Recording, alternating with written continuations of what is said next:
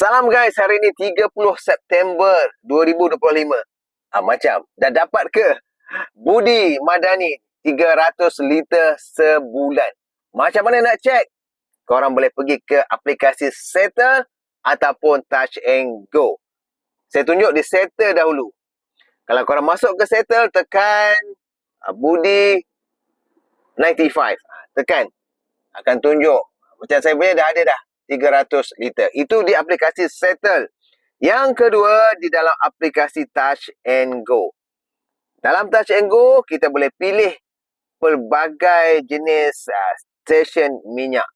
Saya tunjuk kepada anda, pergi ke Touch and Go, cari Budi 95, tekan dan dia akan keluar 300 liter kelayakan. Dan di bawah sana ada macam-macam company kita boleh isi minyak.